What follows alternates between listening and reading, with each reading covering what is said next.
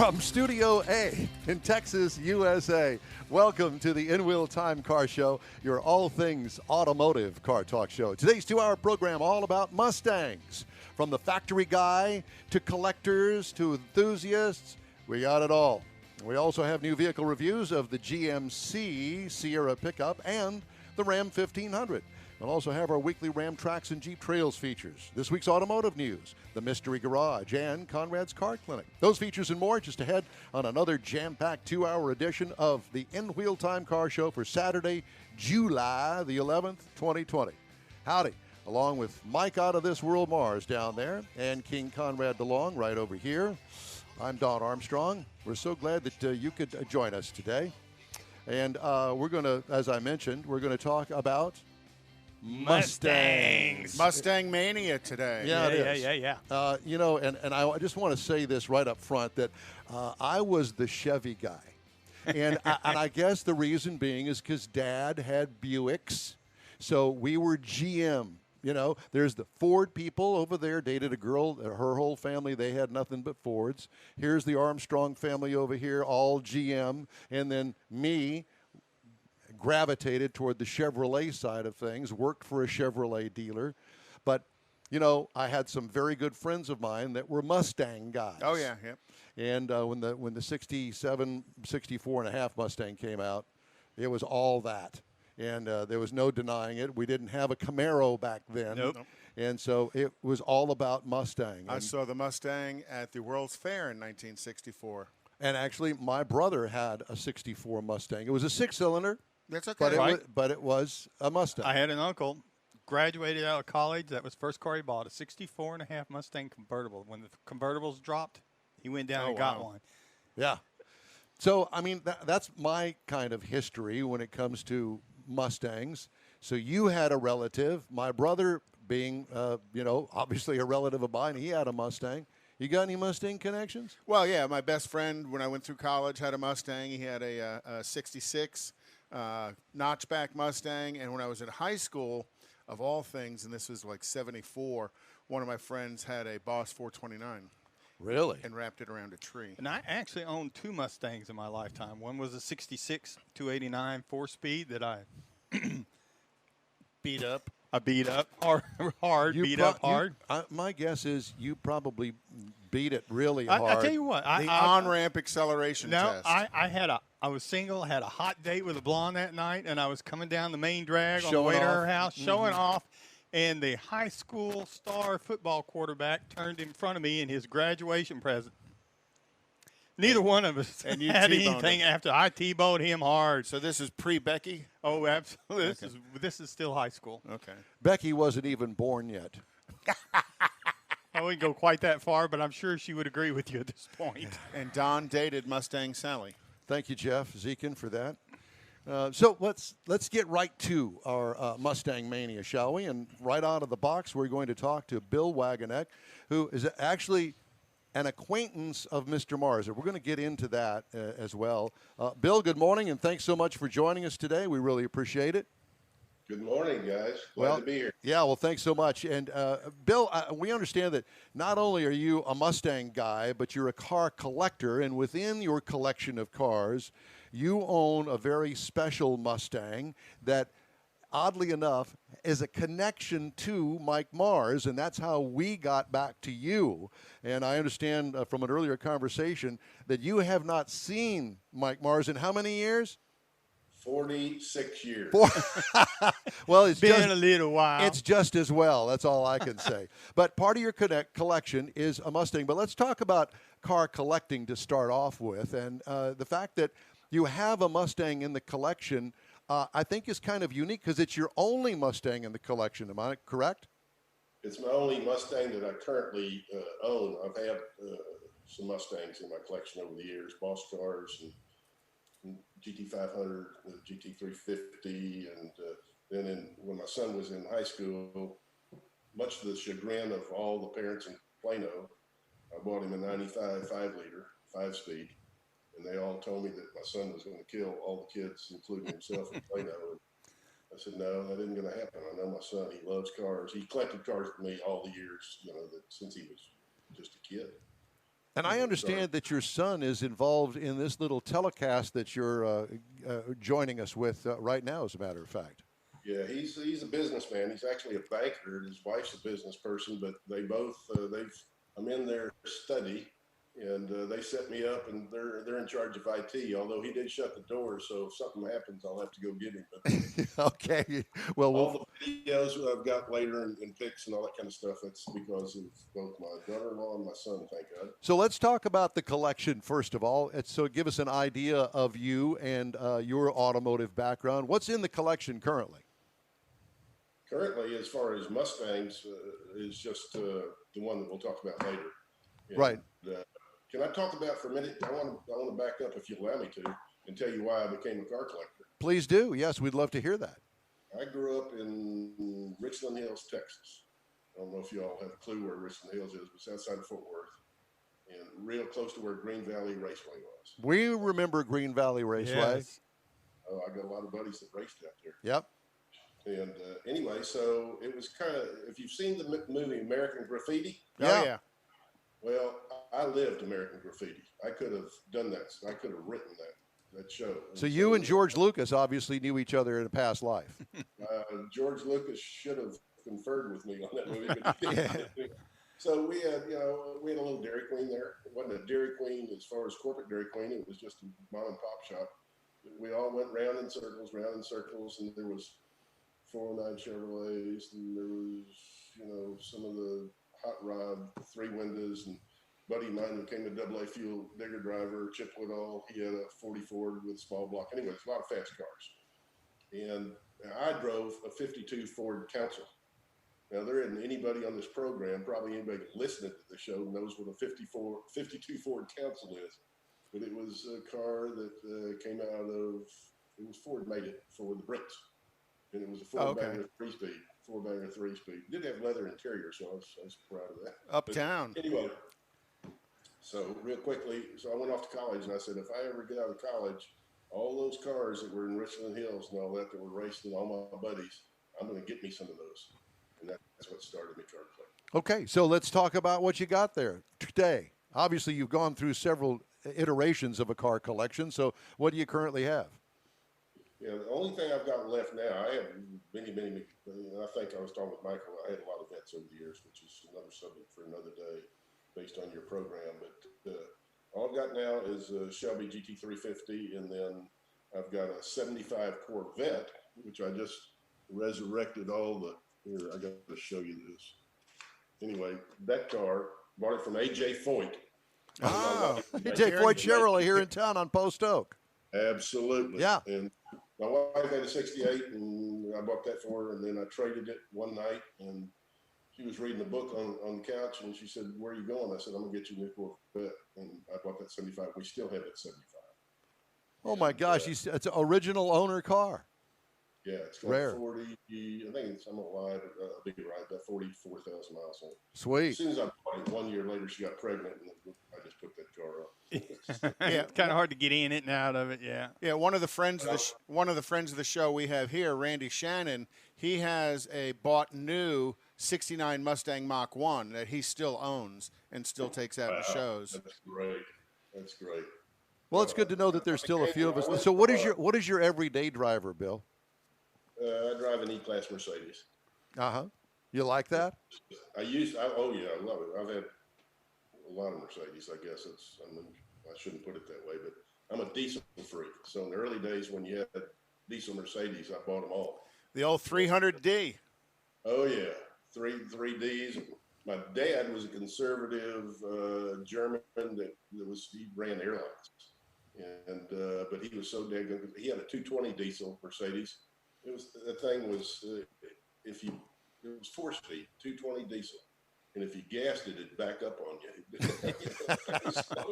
Yeah, you'd measure it 0 to 60 time with a calendar. Yeah, no, it's terrible. Right. But, anyway, he had a lot of diesels, and the e-cars. I like the e-cars. They're safe and they're reliable, and you drive them forever until you're tired of them, and you go get another one. Well, so we won't hold the fact that you're currently driving a Mercedes-Benz. It's probably a little bit more reliable than the old carbureted Corvette or the carbureted Mustang, but I'm kind of surprised that you don't have something more fun to drive around. You know, they have these things called resto mods now where they put air conditioning in them, fuel injection in them, make them more reliable. You know, you could have one of those, Bill. We'll let you. For about 35 years, we've gone out to Barrett Jackson every year. We used to go when that was a small show. And when they first started doing the resto mods and all that kind of stuff, I said, damn it, they're taking the engines and the drivetrains and the tranny. I don't like that at all. And now I see what they've done with those cars, and it's unbelievable. It's a work of art in a lot of cases. Very remarkable. Yeah, it's the best of the best. And I'm kind of with you on that. Conrad has convinced me that it's okay to take the carburetor off and put a fuel injection carburetor looking thing on top of it because nobody would be able to tell the difference. Okay, I'm good with that. But, you know, when it comes to the transmissions, the 327s, the 427s, I would really kind of like to have the original engine. There's something to the originality of a car. It's like your GT350. I would think it would be a crime to resto mod a car like that because there is a collectability, there's a provenance to that car, and pull the Ford powertrain out and stick a Chevy LS in. No. I think if you showed up at a Ford show, they would shame you with a car like that you'd modded. If I ever decide to sell the 350, whoever I sell it to is going to have to promise that this thing stays 100% original. Oh, yeah. I got it 100% original, and it is 100% original, and don't jack with it. I mean, certain cars you can do that with. There's certain it's a sin to do it with other cars, in my opinion. I agree with you. So we're on the same track with that. So how often do you drive your two cars that you have in the collection these days? Well, it's kind of interesting. I've got a place in Houston, in a condo off of Memorial, and the vet's down there, and then the Mustang's up here. Mustang, I drive only on pretty days. It hasn't seen rain in 46 years, and it's not going to. Does it have air conditioning? No. Well, that's an interesting question. This car came without it. And when we get into the story about this car later, I guess that's what we're going to do. Yes. I'll tell you all about that. But during the process of over many, many, many years, I decided, daggone it, I live in Texas and it's hot. And so the guy that was helping me build the car, one of the guys, there was many guys out of Houston, special people. But anyway, I said, find me the original stuff for the dash and all that. I want this car air conditioned. Oh, wow. That had to be kind of hard to find all those pieces. We found a friend of mine, Johnny Keels, who owned Keels Automotive. He's gone now, but Johnny looked for 2 years, and he found it in the guy's attic.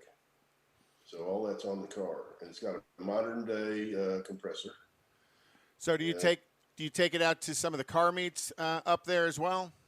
I really haven't. This car has been basically only a few of my friends. This is another story for another time, but only a few of my friends and my family, me and my son, although I'll show you some videos in a while that my son drove it the other day. It's kind of fun. But nobody's seen this car in years and years and years. It's SAAC, Shelby American Automobile. They didn't even know this car existed. I mean, they knew that it was built. It came out of the factory somewhere. Yeah, they knew it was built, but they didn't know if it was destroyed or what it was. When I finally got a hold of it, although there's some others that are like that, obviously. But nobody even know about this car for many, many years. Well, we're going to talk to you about the 67 Mustang, the Shelby GT350, at the bottom of the hour in about 15 minutes. So we invite you to stay with us. We're going to take care of some other business, got a car review to do here and some other features. But we're dying to talk to you further and drill down into the Mustang itself that you currently have. So you got a chance to stay with us? Yes, sir. Thank you. Awesome. Thank you very much. We appreciate it. So Bill Wagenknecht is our guest, car collector, and part of the Mike Mars Mustang story, which is kind of scary because I did not know Mike even owned a Mustang, but he did. And it's funny because that Mustang has made it around the world, I think. And here it is back in Texas, and Mike hooked up with. It's a long story. It's an interesting story. Well, we don't want to make it too long. Well, no, but basically, in his process of restoring the car, he was looking for history. And he's got a couple of unique things that kind of drove him to this. Anyway, he ended up contacting my son. My son's name is Michael Mars, trying to find out if that was the same person because he's still got the title. Oh, that had Michael Mars on it. Michael Mars on it. He still had it, so he's chasing him down. So my son calls me and said, hey, didn't you have... In Hootersville, Texas. Yes. Actually, he lives next door in the next town over in Port Neches. But anyway, so he contacted him and sent him an email. I think his wife's actually the one that found Mike. Anyway, Mike called me and said, you're not going to believe what I got in the mail today. And so then I called Bill, and then we kind of, and things have just kind of connected. And even yesterday, there was another add to this whole little story. We'll get into all that. All right, very good. So coming up next, a review of the GMC Sierra here on the In Wheel Time Car Show. Man, I love my kids so much. I once sat for 3 hours in the cold rain to watch her soccer team lose by 18 goals. I love my kids so much, I once used a tube to suck snot out of her stuffed nose at 3 a.m. You win. Love your kids? Love them enough to make sure they're in the right car seat. From toddlers to tweens, visit nhtsa.gov/the right seat to find the right seat for their age and size. Keep them safe. Visit nhtsa.gov/the right seat. Brought to you by the National Highway Traffic Safety Administration and the Ad Council. A social distancing tip. While the CDC urges you to avoid close contact, like hugging or shaking hands, there are other non-physical ways to say hello. Wave, wink, use sign language, salute, smile, give the peace sign, throw up an air high five, do jazz hands. Remember, stay a minimum of 6 feet or 2 arms length away from others and stay home if you can. For more info, visit coronavirus.gov. Let's all do our part because we're all #AloneTogether. Brought to you by the Ad Council. Hey, be sure and join us each and every Saturday for our live show, 10 a.m. to noon on Facebook and YouTube, and catch our podcasts on your favorite podcast channel. And we thank you for joining us on this Saturday. This is the 11th of July, 2020, and the Mustang Mania show. Time now for this hour's car review, and I had a chance to drive the 2020 GMC Sierra. It comes in these trim levels. It starts off with the base. It's called that, base. SLE, Elevation, SLT, AT4, and the top of the line Denali. Denali seems to be a very popular trim level. Well, that has become a brand within GMC, which is their premier brand of everything, because I think every vehicle line they have has a Denali version. Well, that could very well be, but it is a trim level. This is still the GMC Sierra Denali. Right. Yep. Yeah, okay. Just want to make sure that everybody understands that. So the reviewed trim level was the four-wheel drive crew cab Denali. That was loaded up. What size or class? It is the standard pickup truck, a half-ton. Seats 5 passengers in this particular one. Exterior changes from last model year? None. Features. 6-way multi-pro tailgate. That's what they call it. That's that thing that you see advertised.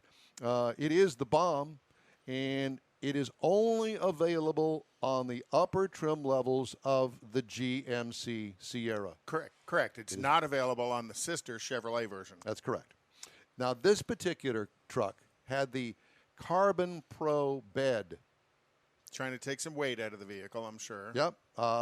It's another option. It's an expensive option, but I think what they're trying to do is compete with the all-aluminum Ford.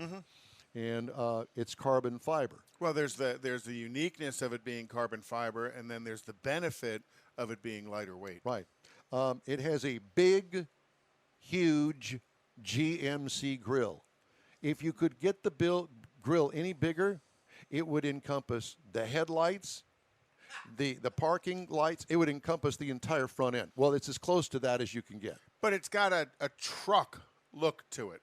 It's that blunt nose. Yeah. It's almost 18-wheeler look to it. It's so big. The other fact is it's a mostly Chevy. It shares the same body panels and basically the interior as the Chevrolet. The only thing is that it's got GMC badges all over. Well, and the front end's unique to GMC, and then there's some features that are unique to GMC. It does have the integrated footholds in the rear bumper, which I think they have some exclusive right to that. Why wouldn't everybody have that? It was an old Avalanche deal. And the Avalanche, it came out with that, and it's kind of, and then they dropped it, and it's kind of like The same thing. It's the Why doesn't simplicity of everybody it. else have Right. it? But nobody wants to copy. You know, if you look, they don't want to copy each other. Even if it's a good idea, they don't want to do the same thing somebody else did. Ford has that pull-out But they all step copy thing each other. to a Well, degree. but they don't want it to look like they copied each other. Whatever. Interior highlights, dual passenger side glove boxes, one above, one below. Same dash as Chevrolet, different badging again. Extra large center console, thick leather seating surfaces. I mean, it's football thick. You know what I'm saying? It's not some little well, dainty that's thing. trying to give you some durability because they know people are going to be a little rougher It with is, it. yeah, it's a truck. Cargo trunk room, it has 3 different bed lengths that are available depending on the cab that you get. What I liked, the upscale interior, the passive phone charger, and the Berber floor mats. Remember Berber? That's right. Yeah, Berber? Berber. Yeah, well, that's what I call them. I don't know what GMC calls them. I think it's instead of the pile being cut at the top, it's looped at the top. There you go. And it gives some durability to it. I actually liked it a lot. Okay. The other thing that could use improvement, I think that the interior design seems a bit dated. I said that with the Ford F-150, and now they're coming out with a new one, and they've completely redesigned the dashboard, and it's really something if you haven't seen it. And over time, each brand has tried to elevate their interior, and some are always a step behind, and then and then they step ahead, and then they step behind. Yeah, so they're all worrying about it. This particular one had a 6.2-liter V8 gasoline engine with 420 horsepower, 460 pound-feet of torque on a 10-speed automatic transmission. Tow rating, depending on what cab, what bed, all of that, it'll tow up to 12,000 pounds. It will haul up to 2,140 pounds. I don't know where they come up with a half ton. That's a ton. Yeah. How did you like the 10-speed? Was it busy? Say again? How did you like the 10-speed? Was it busy shifting? No. And I think the one thing that I liked about it, it's got enough horsepower that it doesn't constantly hunt between gears. But when you're ready to just pass that car without throttling the throttle, it'll kick down just like that, and it knows that you want to go, and it goes. So it's good. Plant you in the seat. It could, yeah, if it doesn't spin the tires first. City, 15 miles per gallon city, 20 highway combined to 17. I got 16.5 over 195 miles. What I liked about it was the power. What could use improvement? Better mileage with a question mark. Can you? Can you get better mileage? Maybe. I don't know about that big V8, though. What I liked about the ride and handling, I love the adaptive suspension. Helps smooth the bumps when the bed is unloaded. Base trim price, $58,200. Price is tested $71,250. Base model price, only $29,600 if you want to get into the stripper base model. Competitors, Chevy Silverado, which is its twin, starts at $22,007. Ford F-150, $28,048. And the Ram 1500 is $27,048. And that is the review of the GMC 2020 model 1500. Hey, be sure and check out our podcasts on Apple Podcasts, Spotify, Stitcher Radio, iHeart Podcast, TuneIn, Google Podcast, and Podcast Addict. You can also catch our video stream on Facebook.com/InWheelTime and YouTube/InWheelTime. Quick break now. Right back with more of In Wheel Time after this. Man, I love my kids so much. I once sat for 3 hours in the cold rain to watch her soccer team lose by 18 goals. I love my kids so much, I once used a tube to suck snot out of her stuffed nose at 3 a.m. You win. Love your kids? Love them enough to make sure they're in the right car seat. From toddlers to tweens, visit NHTSA.gov/the right seat to find the right seat for their age and size. Keep them safe. Visit NHTSA.gov/the right seat. Brought to you by the National Highway Traffic Safety Administration and the Ad Council. A social distancing tip. While the CDC urges you to avoid close contact, like hugging or shaking hands, there are other non-physical ways to say hello. Wave, wink, use sign language, salute, smile, give the peace sign, throw up an air high five, do jazz hands. Remember, stay a minimum of 6 feet or 2 arms length away from others, and stay home if you can. For more info, visit coronavirus.gov. Let's all do our part, because we're all #alone together. Brought to you by the Ad Council.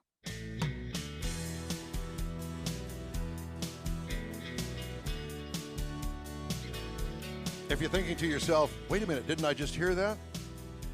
Yes, No, you did. no, you didn't. No, you didn't. Your Are you going imagination. crazy? Absolutely, and welcome to my world. Deja vu. All over again. Prevagen. Prevagen. My memory's so good, I hear it twice. Wait a minute. Did I forget to take that this morning? I can't remember. Welcome back to the In Wheel Time Car Show. Conrad's got the car calendar and the racing calendar. And what a messed up, jacked up season it's been. Well, let's start with the car calendar. All right, let's do that. Because there's still stuff going on, Really? even though we're kind of locking down, not locking down, but slowing down again. We here may in be Texas. locking down before too long. So on the calendar, let's look at stuff that's a couple of weeks out. So July 25th from 3 p.m. to 9 p.m., Tice Motorsports is going to have their Twilight Show, and that's hosted by Kerry Kirkley and Showplace Classics, and that is at 9606 Kirkton Drive in Houston, Texas. Social distancing in place. Yes, masks required.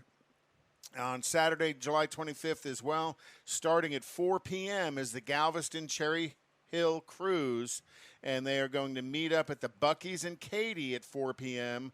They're going to roll out at 5 p.m. and stop at the Buc-ee's in Texas City at 6 p.m. and then roll on down to Cherry Hill to try and be in Cherry Hill at 7 p.m. Now, Cherry Hill Isn't there a song called Cherry Hill Park? Yes. Okay. Well, they're going to go park on Cherry Hill and take pictures, so maybe they wrote the song about this cruise. Or maybe they'll play it at least. And then, I can. And then also on Sunday, the 26th, is Houston Performance Driving is going to be up at Twin Peaks meet. Always a fun meet. Some really cool cars show up. Well worth the time. That's a Sunday morning? It's a Sunday morning. Yeah. And then looking a little bit further, September 26th, the 8th Annual Lone Star Deluxe Hot Rod and Music Festival is going to be at the Showboat Pavilion. And the Klein High School Band is going to have a car show on October 10th at the Klein High School parking lot. And then Whatever happened to the spaghetti dinners? Remember those? When the band used to have the spaghetti dinner in the high school auditorium? You know, Mac DeLop one time hooked us up with them. We went out and did a remote there at the band, and they did the spaghetti dinner and the car show, and they had some great jalapeno poppers. Oh, yeah. Well, that was where was that? Westbury? No, it was no, not it wasn't at Westbury. Westbury. It was at one of the schools, though. Like Memorial area. It was out. Yeah, it was someplace west, out in there. Central Right, West, right. South I-10. And then October 25th, the Northside Mustang Club is going to have their open car show at the Conroe Outlets. And I know Randy Weldon's listening, so I'd give Northside Mustangs a shout out. Maybe they're as well. watching. Hopefully they're watching as well. Yeah. Since listening and watching, you got to do the two together. We're on video. This is a video and radio show, so it's video. Hi, Randy. Racing, still every Friday night is street legal racing out at Houston Raceway Park, and then street night at HMP. Sunday at 5 p.m. is Test and Tune at HMP. The NHRA event is starting up this weekend. NHRA is finally back. Without John Force. Oh, I didn't realize that. John Force is standing down. Uh-huh. Okay, and that's going to be at Indianapolis Lucas Raceway, and they're also having a repeat next weekend at Indianapolis Lucas Raceway of another NHRA event. IndyCars is going to be at Iowa on the 18th. Formula One, they had their first event last weekend, July 4th, in Austria, and this next one is going to be in Hungary, and that's on the 19th. NASCAR tomorrow night is at Kentucky, and if you watched the NASCAR Infinity Series last night, you also got to see a little MMA at the end of it because the one guy crashed the other guy into the wall, and they Bobby Allison, Cale Yarborough kind of throwback? Oh, very much so. And they just waylaid each other. And I swear this guy must have knocked him out because he hit him with a right cross, and the guy went just down to the ground. I guess it was Donnie Allison. Sorry, I didn't mean to mix those up. And then Wednesday night on the 15th, NASCAR is going to have the All-Star at Bristol, of all places. And then on the 21st, they're going to be back at Talladega. IMSA is going to be at Sebring on the 17th and 18th. Well, I want to announce one thing, that Corvette won its 100th IMSA race last weekend at the Daytona 240. Have I gone long? Okay. Yeah, and you were the one that said, oh, yeah, put the clock over there. I won't go more than 4 minutes. Just saying. Oh, and SCCA. No, there's nothing else. Yes, No, here, let me show you how we do that.